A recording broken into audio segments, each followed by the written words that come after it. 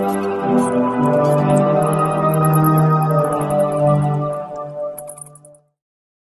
back to another rendition of Are We Rolling? Yeah, we're rolling! Josh and Matt, Dynamic Duo.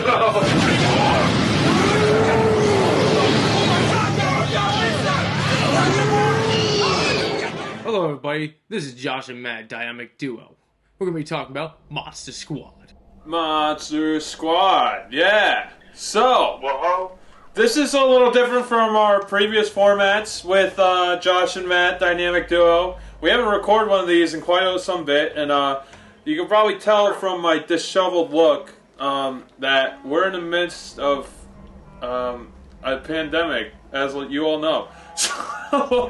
We are.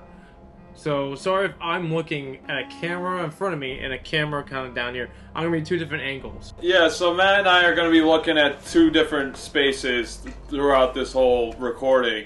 But Monster Squad, I want to say it's 1986 film. I could be completely wrong, but if I'm wrong, we'll put an asterisk here and correct it. So this movie came out. It's like a proto Goonies like predecessor. It's kind of like that takes the same Goonies format and then it mixes it with monsters. You know, it's like instead of the Fratellis, it's monsters. You know, the Goonies are facing monsters. Instead of an angry old lady going after you, it's Dracula. And her children are Frankenstein and the Mummy, the werewolf, and the creature from the Black Lagoon. Which I guess that's his official name. No, what is it? I think it's the Gill Monster? The Gill Man, I guess, right? Gill Man? Yeah, I think it's like Gill Man or Gill Monster, one of the two. But a lot of people just like calling it the creature. I don't know. No, yeah, I mean, I guess he has many names. Like, what is it, Ghidra and Ghidorah? You could pronounce it two different ways, right? Yeah, Ghidra, Ghidorah. It's weird. It happens. It's basically like the Goonies, but you know, they're facing monsters instead. So this movie wasn't distributed by Universal. I forget what production company did distribute this, so that's why Sony, I think it was TriStar. Oh yeah, you know it. You're right. I think it's Columbia, and Columbia, TriStar and Columbia are owned by Sony. So I think you're right.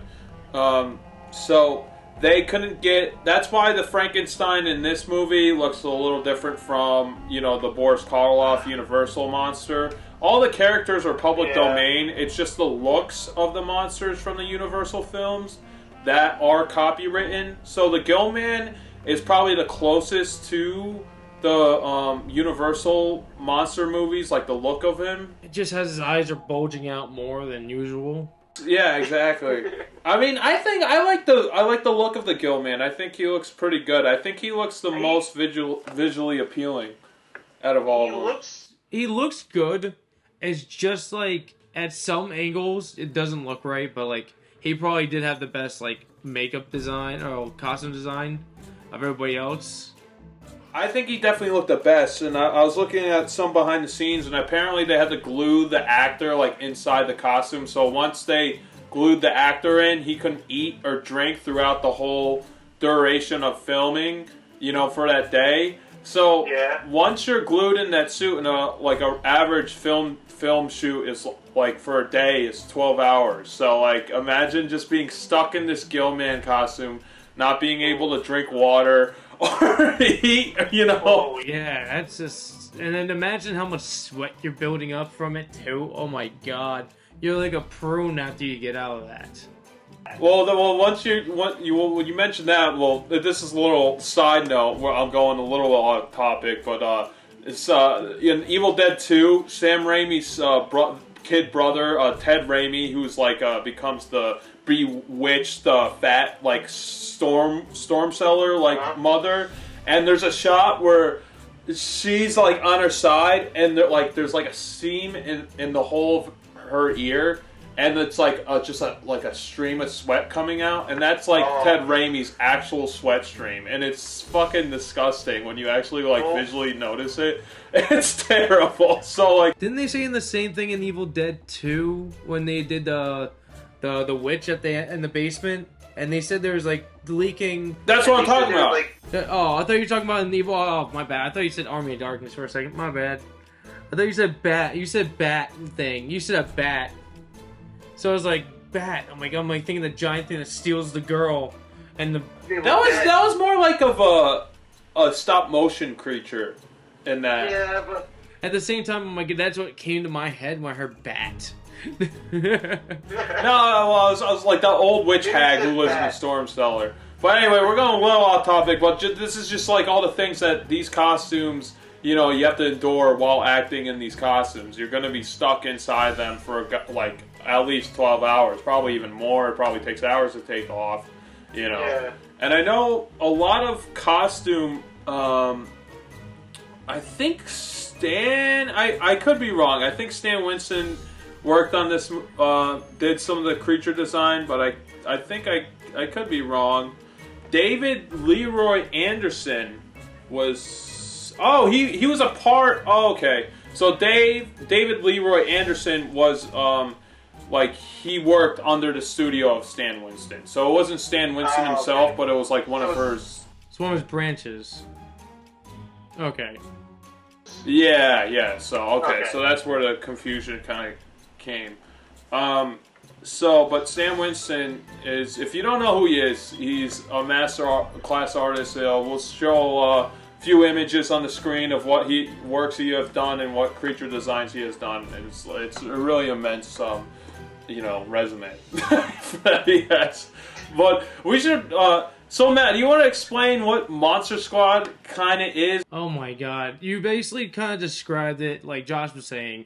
It's a Goonies movie with monsters, but like it's like kind of like mixed with Sandlot in the same time, because there's an all boys club called the Monster Squad, and they have a treehouse, and they won't let they won't let the little sister into the club, but she knows more about monsters than a little average.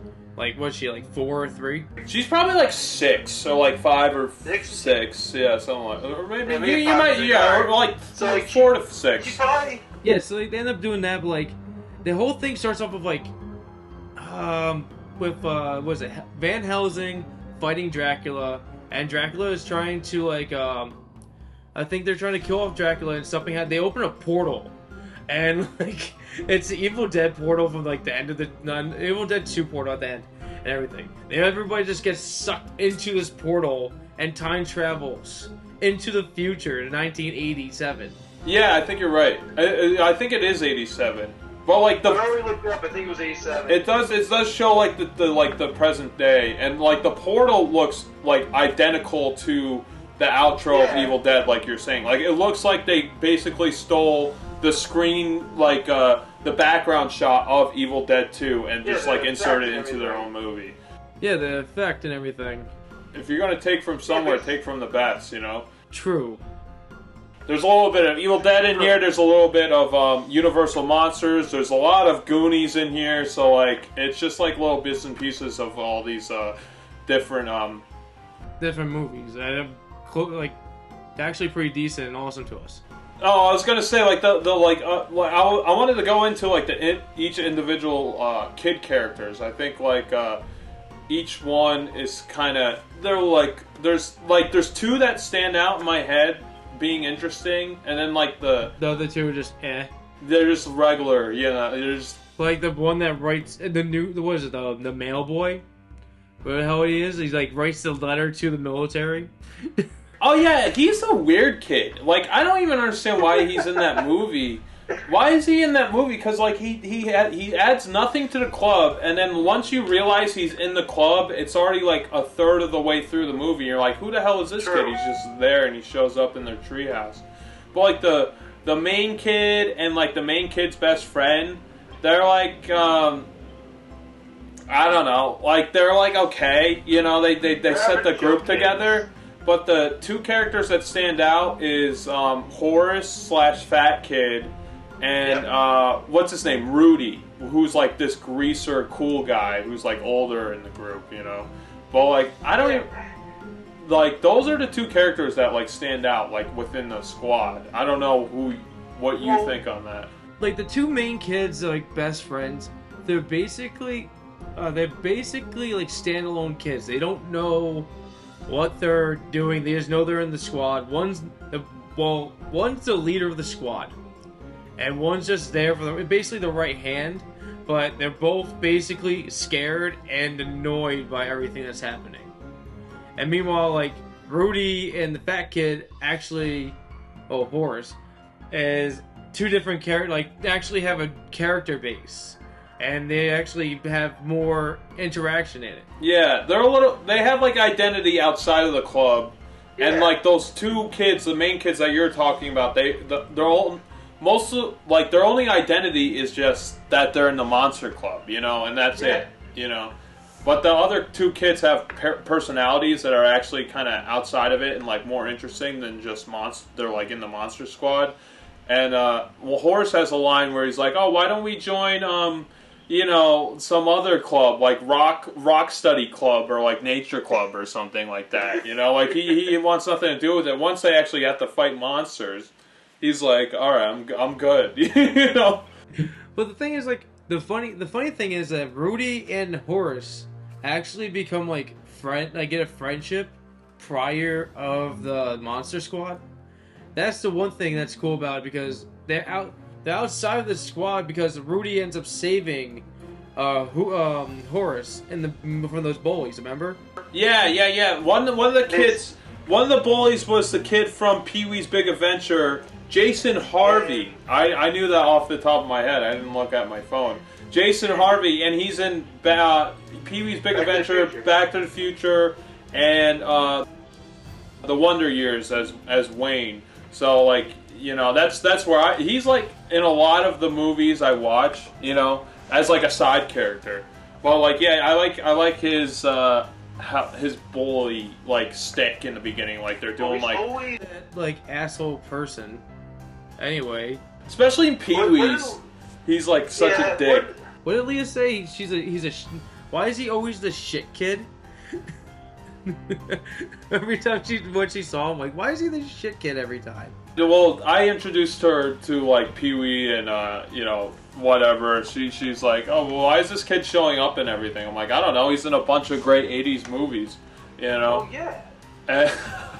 And the reason why we decided to discuss Monster Squad is all movie theaters are closed, so the drive-ins are offering, you know, old movies to be shown and played. So we saw a double feature, which was Rango and Monster Squad. So we decided to talk about Monster Squad. If you want us to talk about Rango, we can do that. Let us know. You know, you let us know in the comments down below. But I liked the shot. You know, I liked when the main kid, I forget the character's name, but the main Monster Squad kid, his name is Sean. I remember that off the top of my head as well. And, Sean, he's looking on like his roof of his house because he has to babysit his little sister. And he wanted to go see Groundhog Day, the horror movie, which has nothing to do with Bill Murray's comedy classic Groundhog Day. Because this movie came out before that Groundhog Day. So they're just talking about like a sequel to this fictional horror franchise. So he's sitting on the rooftop of his like childhood home, and he has binoculars, and he's literally looking at like a drive-in theater. And like when I was watching it at the drive-in, I was like, wow, he's looking at us, you know. Like it was pretty cool. Like I like that connection. I felt like I was like more kind of incorporated into the movie. Obviously, that's a rare experience. You actually have to see it in the drive-in theater to have that kind of feeling. But I don't know. Like I was like, oh yeah, that's us. You know? That was pretty cool. No, I did enjoy that scene too. When like actually just seeing like this kid has this basically he has great real estate, just seeing every single movie. He just has to tune his radio to the channel and everything, and just have a free movie every night. Yeah, and like during the summer. Yeah, no, that he does have like the best real estate for that, and it just like, going to the drive-in, seeing this movie just kind of made me, I was like, oh yeah, drive-ins are actually like a really cool idea, and like I think they're gonna stick around for a while, especially now, like I don't think they're really gonna go anywhere. Jurassic Park is the biggest, blockbuster of this summer because no fucking movies are playing, so Jurassic Park is breaking records again, So it's like I feel like I'm time traveling. Another award because no one's putting out movies. That's what I'm curious about. Like at the Oscars, what are they gonna have? Steven Spielberg's best movie of this year, Jurassic Park, even though it came out in 1993. Yeah, exactly. And the beginning where like Dracula is like on a plane, I don't know where they're taking him. Like, where is Dracula going? They're just like flying off, and then he's just, where are they going? No, nobody knows where they're going, and it's just a cargo bay of like stuff, and like, oh, they're like, did you hear that? It was some noise in the background, and it's just. The guy goes back there, gets beaten up by Dracula, and he ends up dropping. They're in an old bomber plane too. And the guy drops the door, and Dracula, the crate that Dracula's looking for falls, and Dracula's just floating there, like, yeah, what are you gonna do about it? And turns into a bat and flies away. Yeah, his bat transformation, I think it was in the beginning of the film where like you see his like appendages, like him like turning into the bat. That was pretty crazy. It was pretty gross looking. It looked great. And then they show you the transformation later on, like kind of in the midst of it at the when they're fighting him at the end when he gets beaten up. I think so. I might be like kind of combining two of the scenes in my head. So like, yeah, there's definitely a bad transformation scene. It's pretty cool. And I like Rudy, the cool kid of the group. Basically the only reason why he wants to join their monster squad is to see the right hand man's, the right hand, the second in command's kid, his sister changing like across across the street, basically. That's the main reason why he wants to join the squad. But like, he has a camera, he has his binoculars, just like looking right at it, just ready to go, and oh god, basically just doing what teenagers do, but creepy. I like how he's like basically he has to take this monster squad quiz to like join the club. And he's like, the only way to kill a werewolf is with silver bullets. And they're like, no, you could kill him anyways. Like, no, it's definitely silver bullets. And then he actually proves it by shooting the werewolf at the climax, No, he dies by a car accident. No, he gets kicked in the balls. He does this. That's a lot of ways to kill a werewolf, remember? Yeah, but he doesn't die. The only way he died was when he was making those silver bullets in shop class. God. That's when you could just make bullets in class. Workshop class. Yeah. You just see him like, oh no, where he just like the teacher will walk by, hey Rudy, and he's just like, hi teach, and he goes back, he's sharpening spikes. Like he's doing spikes, and he's like melting down the sporks to make silver bullets.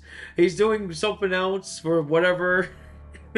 He steals from the archery class, he takes their bow and arrow and everything like that, so like he could shoot the vampires at the end of the flight. But it's I think him and Horace are definitely my two favorite characters out of the whole movie. I'm with you with that.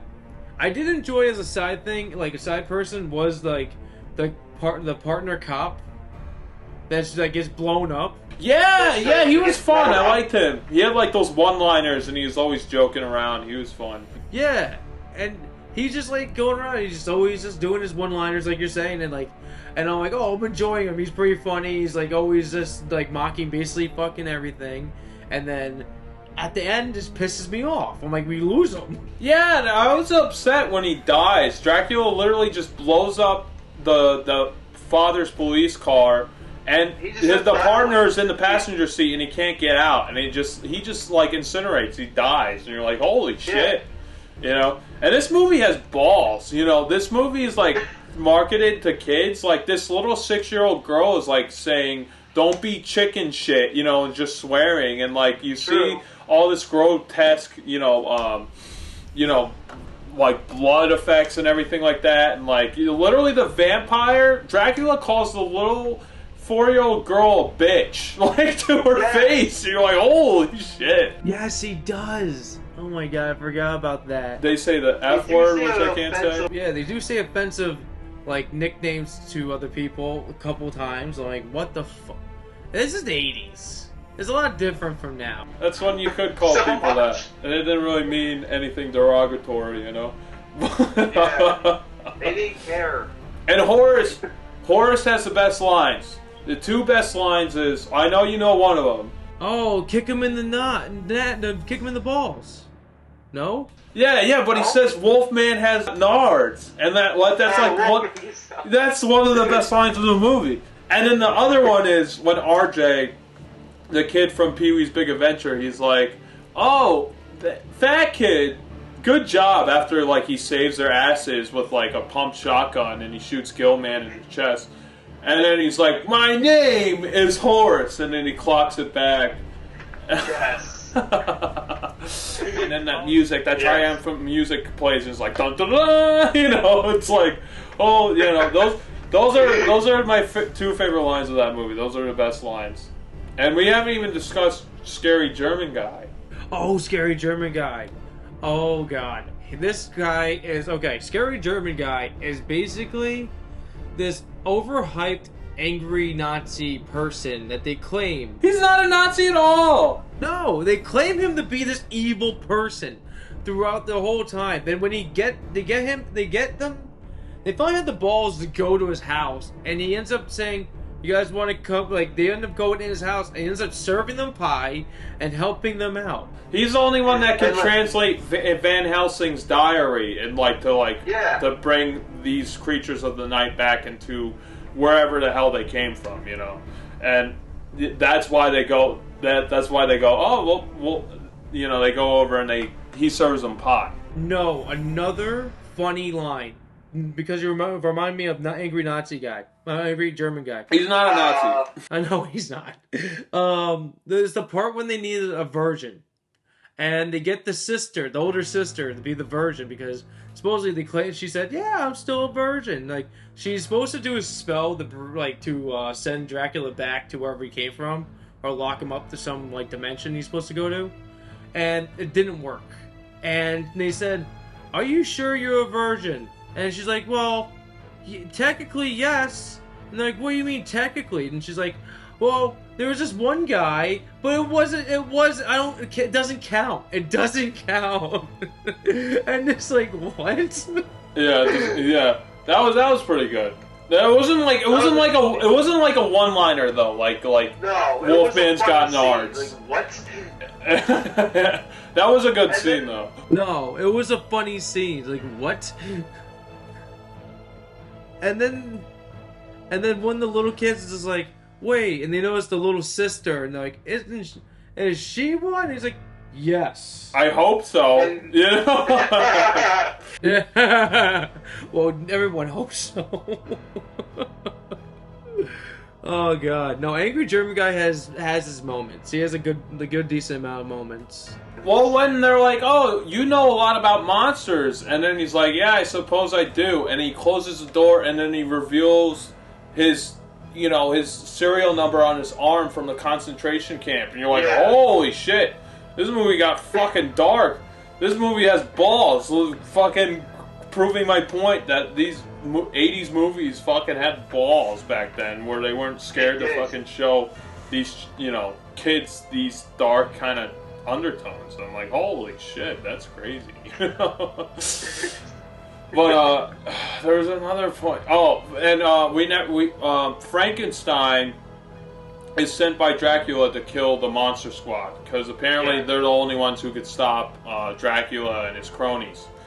And Dracula ends up confronting the little girl who's like 6, and you think like it's gonna happen like in the Universal Dracula, where not Dracula, the Universal Frankenstein, where Frankenstein kills the little girl, but instead the little girl befriends fucking Frankenstein, and then Frankenstein is like their buddy, you know. Frankenstein's like their muscle man, you know, that actually helps them out throughout the whole movie. Yeah. Becoming like their new best friend, and there's a part at Frankenstein's design, like we were talking about earlier, it wasn't the best. It's not really subtle. It's not the most. It wasn't awful. They couldn't do Boris Karloff's look, so I think what they did, it looked similarly enough to Boris Karloff, but was different enough where they don't have to infringe on copyright, you know. So I think it's fine. You know, you still come across, like, if you look at him, you're like, oh, that's Frankenstein. I think the one who looks the worst is Wolfman. His face looks like it's just crunched up and, like, he has no snout at all. Like, he looks awful. He does. Well, we can get to him in a second, but... I wouldn't say awful, but he just looks the least good.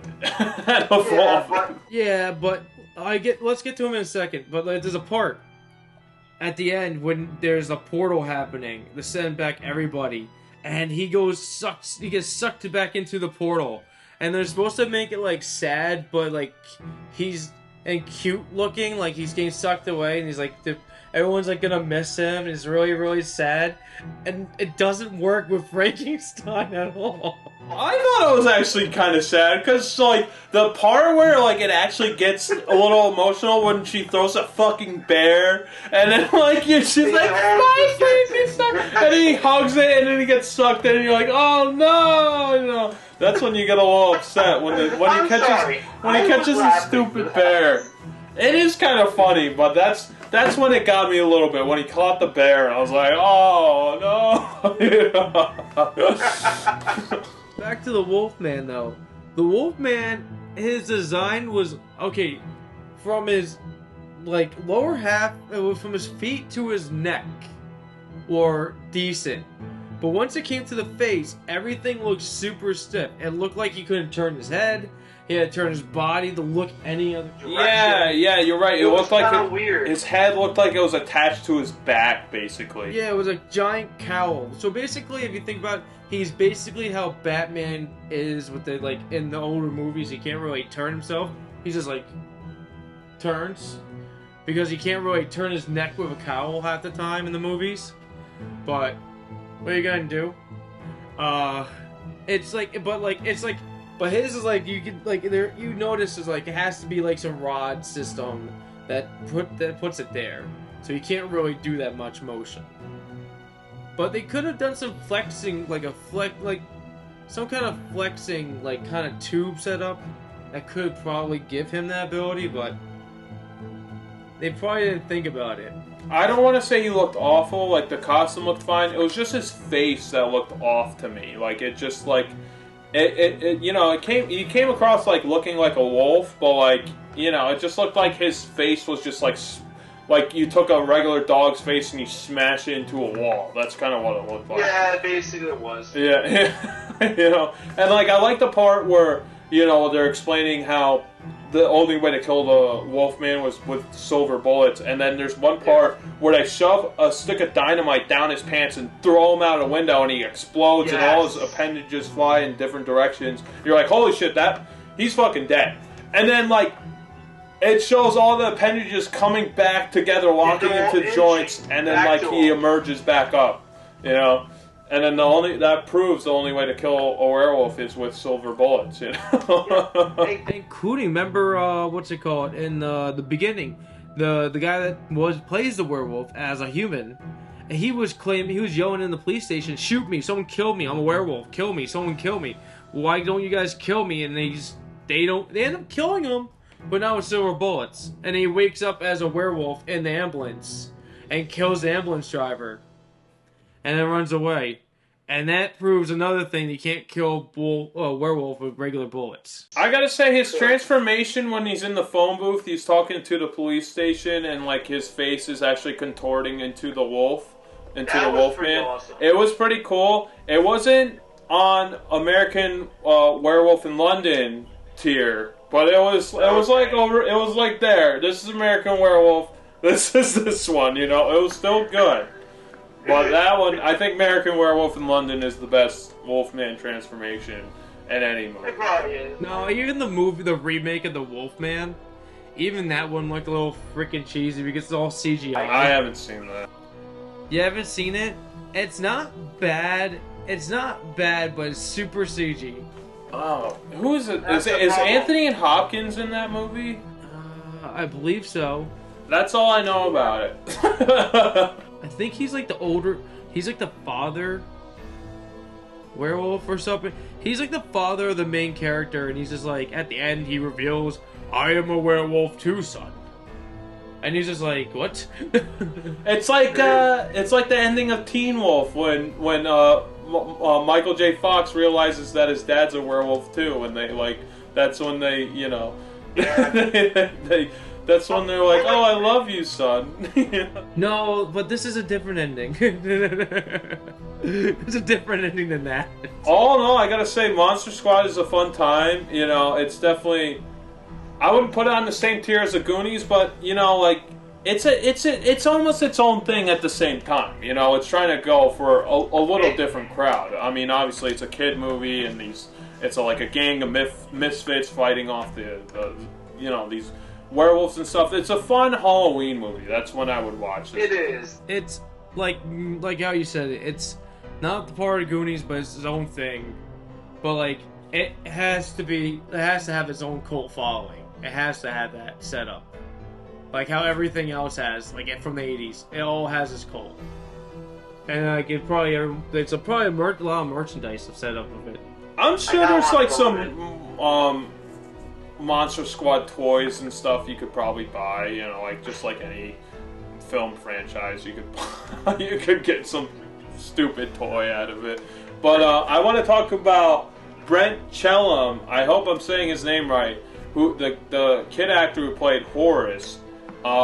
He died at a very young age. He only lived 12 years after Monster Squad. He was 10 years old when they filmed this movie, and he died at age of 22. And in 1997, that's when he died. So when he died, Matt and I were only 3 years old. So to put that in perspective, so he died of pneumonia, which is a little upsetting because I would like to hear what he would think about, talk about this movie today, and obviously has a little cult following, and it's like when you found out that he died, I was like, holy crap, I wouldn't expect that, I was like, yeah, after seeing the film, I was like, oh, let's see what these well, first of all, I said Chunk. I said in my head, Chunk got skinny in his older age, when he got older. So I was like, I wonder what fat kid, Horace, it looks like in his older age, when he got older. And then I found out, when did he die? How did he die? And I'm like, wait, what? He died? And then I ended up finding out, he passed away in his early 20s and all that stuff. And I'm like, what the Yeah, so he barely got to emerge as a person. Yeah, so he basically, I think he had only, a couple movies under his belt, I think? I know there's Monster Squad. There's probably some television series he was, a child actor in, but I don't think he did anything after he was a child. I don't even think he was acting in his 20s. I could be wrong, but I haven't found anything. He was living in I think in one of the articles he said he was living in Las Vegas when he passed away or something like that. Las Vegas, Los Angeles. One or two? Yeah, I don't know. I guess he's from Los Angeles. No. Yeah, so that's a little upsetting. But in honor of Brent Chellam, we'll just keep Monster Squad alive, and watch this movie, But, I don't know how to really rate this movie because I feel like it's a little unfair. If I rate it, it's I have to rate it through, the lens of me as a kid more than me now, if that makes sense. You know what I mean? Oh, I'm sorry. I'm always in kid. Basically, I'm always in kid mode, so I'm I can rate it whenever I want. I still enjoy the movie. Don't get me wrong. I still enjoy the movie. I would probably give this movie if I was trying to be objective and rate it now, I would probably give it a 7 or 8, somewhere there. It's definitely above average for sure. Yeah. But you know, if I was going to rate Goonies, I would put it on a higher tier. But I know, like, you know, so I don't know. I wouldn't put Goonies at a 10, and I would probably put Goonies at an 8 or a 9. I'll put this at a 7 or 8. So do with that rating as you will. I don't know. What do you think, Matt? I was thinking more between like a 6.5 to like a 7 error marker, because I don't want. No, I didn't want. Like, I'm looking at it now. Like, okay, you told, like, you want to look at it like as an adult more. If you look at, there's some lines in it that could have been different. There's some kind of thing like here and there changes that could have made it better. But then if I was a kid looking at this, I would have made it between the 7.5 to an 8.5 marker.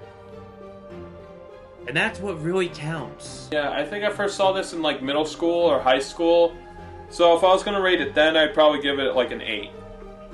Well, right now, I'm like on a 7. So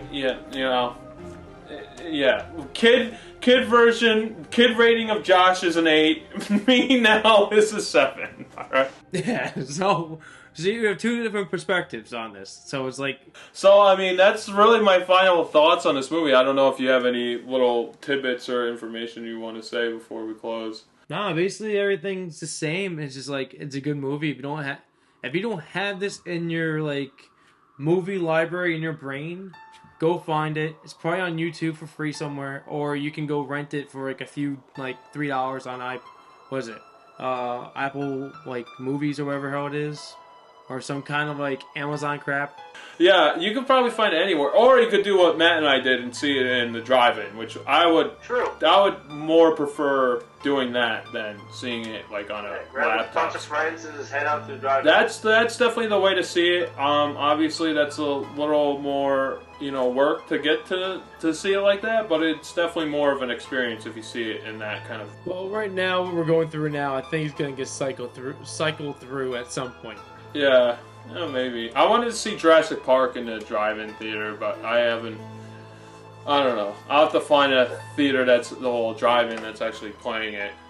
You know? Is that? I thought you had one near in Albany. I was still playing it. Yeah, there's one in Albany, but like by the time they played it was like 11 o'clock. So like I'm not. Oh. Yeah, that's just way too late for me to start a movie. I'm gonna be sleeping like at the 10-minute mark, basically. Bring some coffee. Do some other. I know, but like I don't want to be like distressed when I'm trying to enjoy a movie. You know, I want to feel comfortable while watching a movie. Like, remember when we saw fucking Jurassic Fallen Kingdom and it was like really late starting, God. and we had to get up. We woke up at 5 a.m. that morning, and then the next morning after that we had to wake up at 5 in the morning. Birthday. And you were, yeah, it was your birthday. And you were sleeping during the movie, and I was like literally pinching myself to stay awake. And you nudged me. You ended up elbowing me in the midst too. Well, if I was trying to watch a movie and I paid for it and I fell asleep, I would be a little mad that I paid for it, you know? So I was trying to get your money's worth, you know? But you got mad at me, so I just gave up. And that movie wasn't even worth staying up for. I hated that movie. I really hated that movie. But that's like, if I could erase that off my... If I can erase that from history on like June 22nd releases, I'll do that. I'll just get rid of it. That'd be awesome. Yeah, that movie was terrible. That'd be awesome. That was really bad. But that's, you know, if you want us to talk about that, I know we previously did a review on it, but I think the footage is basically garbage. So, I mean, if you really want us to talk about it, we're not going to say anything nice about it. Maybe the cinematography, but that's for another video. The last thing I want to end with is Shane Black. I guess he co-wrote this.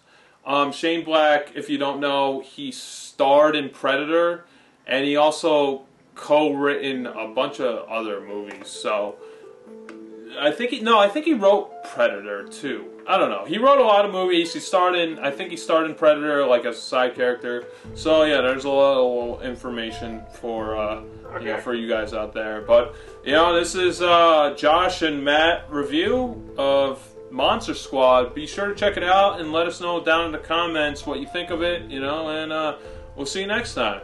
Okay. Bye. Can somebody tell me what the Sam Hill is going on around here? Well, we can't, sir. Who are you? We're the Monster Squad.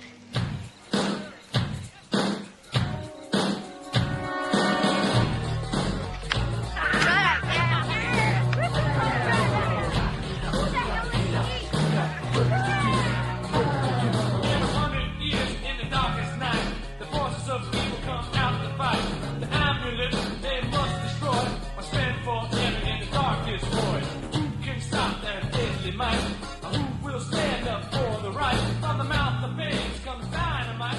The Monster Squad.